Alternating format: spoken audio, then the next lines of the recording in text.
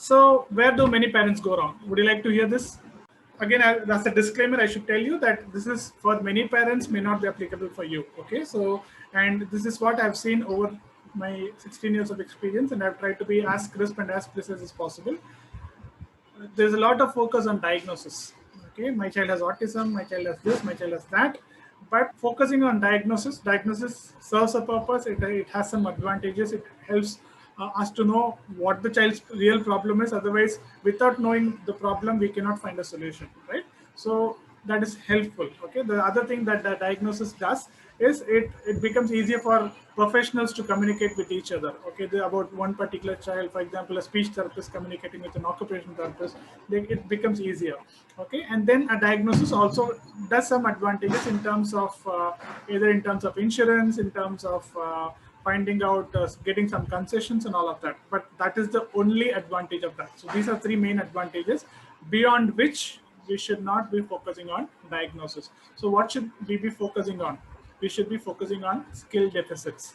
Okay, we should look at it from a skill deficit point of view. So what do I mean by that?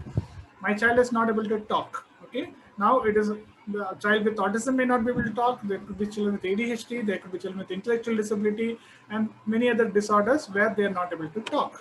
Okay, so if I understand my child is not able to talk, then what is going to happen? How can I make him talk? Okay, how what is his receptive language, what is his expressive language, how much he is able to understand, how much he is able to express, and all of that will help us to understand where the child is.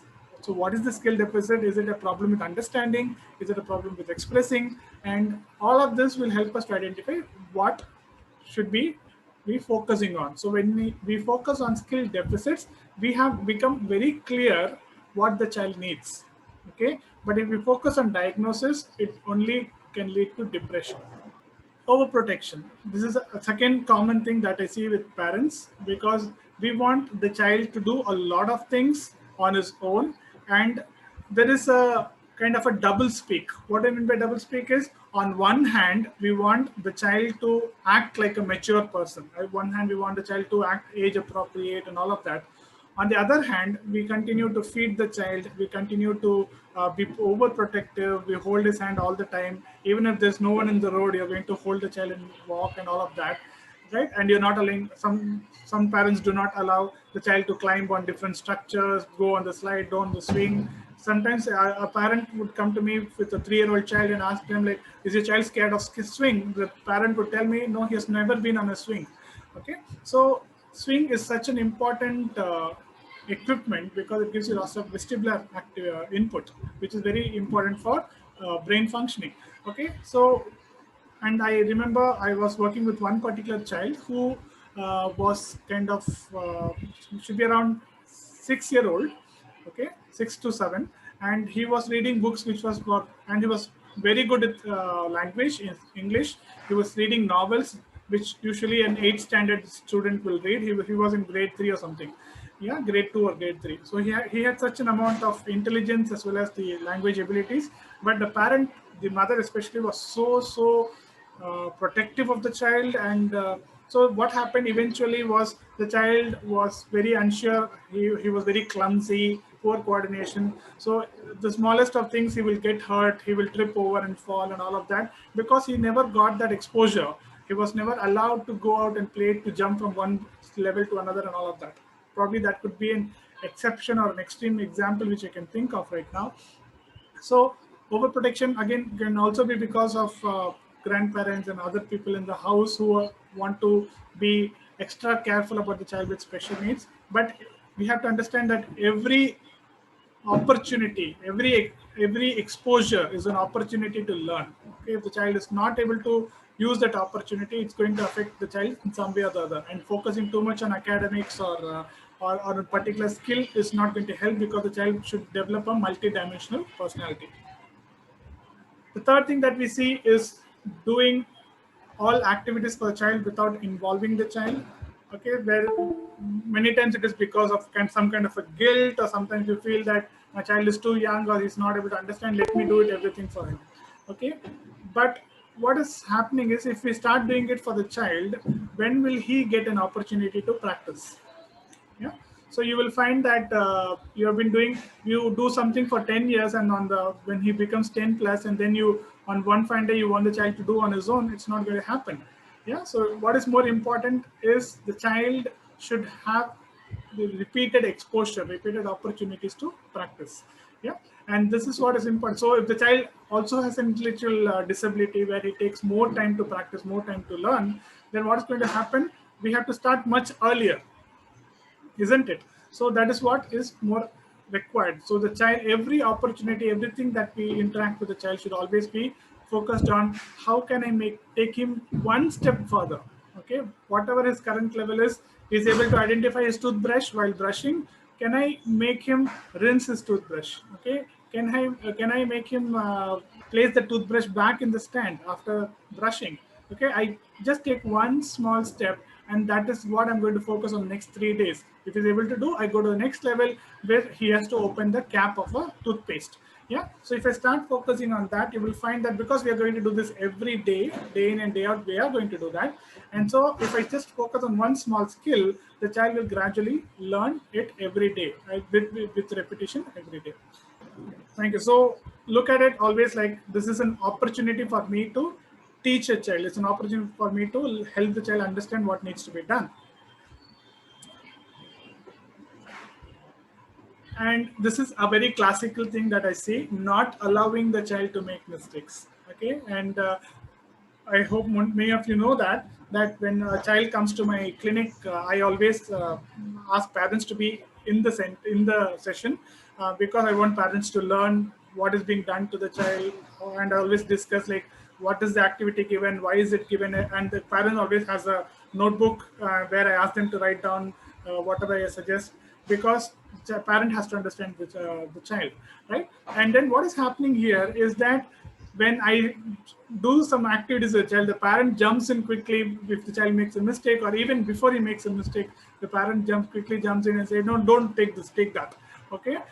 You have a ring stand where you have to go from a bigger ring to a smaller ring, okay, bigger diameter to a smaller diameter. If the child picks up the smaller diameter first, the parent immediately says, don't take this, take that. Okay. So what is happening here is, if the child is not allowed to make mistakes, the child cannot make error detection. Okay, the child cannot identify this is wrong and this is right. If the child cannot make that error detection, the child cannot do independent work. Because what is happening now? The parent is taking the lead, the parent is not allowing the child to make a mistake, and so the child now gradually becomes dependent on the parent, because the child also understands that if I make a mistake, mommy is going to come and help me out, and she's going to tell me exactly what needs to be done. This takes a longer time for the child to learn the particular skill, because if the child learns on his own, it has two advantages. One is that the child understands, it becomes an experience to the child, so it's also an emotional moment for the child. Okay. The other thing is, when you do something, it's called trial and error learning. Okay, I make a trial and then I make a mistake, and then I understand this plan A is wrong, then I go for plan B, I try it out, it doesn't work, I go for plan C. This trial and error learning is lifelong learning. Okay, because I have figured it out myself. Okay, in future, even if I forget, I know I can do it by myself. If the parent is telling me, okay, the child, that this is what you're supposed to do, then it's not an experiential learning, it becomes a factual learning. Procedural memory and declarative memory. Trial and error is procedural memory, and telling the child what needs to be done is declarative memory. So our children are actually very good with memory. Okay, they start memorizing things. Okay, memorizing things is actually a way of finding a shortcut to a solution. Okay, so they start memorizing. If I don't understand, okay, no problem, let me memorize. Okay, how many of your children actually do this? How many of your children actually memorize a solution rather than understanding the concept? Have you observed it? If something is difficult, you realize that they start memorizing it. So what is happening is with memory, it's a very classical thing that we see from children, is when you teach numbers 1 to 10, they start identifying, they start doing a remote rote learning. They say 1 2 3 4 5 6 7 9 10. If you ask them what is this, they cannot identify. This is 5, this is 8. There are many children like that. Or sometimes you give them a puzzle, they can be very good with a 20-piece puzzle, But if there is a new 6-piece puzzle, they cannot do it because they have memorized the position for the 20-piece puzzle by doing it again and again. But if there is a new puzzle which is probably a different, may not be so difficult, but it's just different from the earlier puzzle, they're not able to find it. Okay, so what is the child doing? The child is remembering it as a factual memory, but if it continues, our memory has a lesser capacity to remember. So over a period of time, this child is going to forget it. Okay, so that will not be a good strategy for the long run.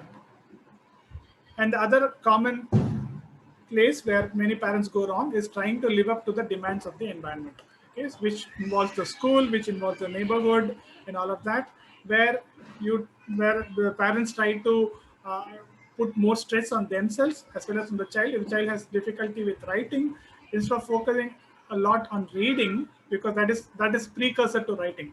Okay, so reading is more important than writing. And a child may not be able to identify alphabets, but the child would have gone into writing alphabets. So this strategy is not going to help the child, because even if the child learns how to write, what are you going to ask the child to do? For example, you say write A, you say write L.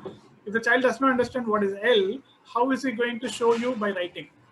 Okay, so this is important. So instead of living up to the demands of the environment, or making holding the child's hand and writing, or doing the homework for the child and all of that, it is important for us to understand, like, the education in itself is a purpose to enlighten the mind. And so if the child is not ready, we should always take one step back and see where the child is and take him from there. It's almost like we are trying to push the child to the next level without having the foundational abilities. Okay, so this is the other thing that I commonly see. And finally, it's like maintaining secret about their child's disorder, always trying to maintain the secrecy about the child's condition from the neighbors, from the relatives, from friends, and everywhere. And what it does is essentially, like, it puts a lot of stress on the parent. The child does not get the right exposure. The child may not be, there are some parents who do not take the child to the park, or sometimes they take the child to the park when it is dark, not during the day, because they don't want others to comment on the child. Yeah, and all of that. And then what happens is that the child loses opportunities to interact with other children. Yeah, so that is from the child's perspective. When I look at it from the parent perspective, it's an unnecessary stress on the parent. Okay, where the parent is trying to hide everything from everyone else.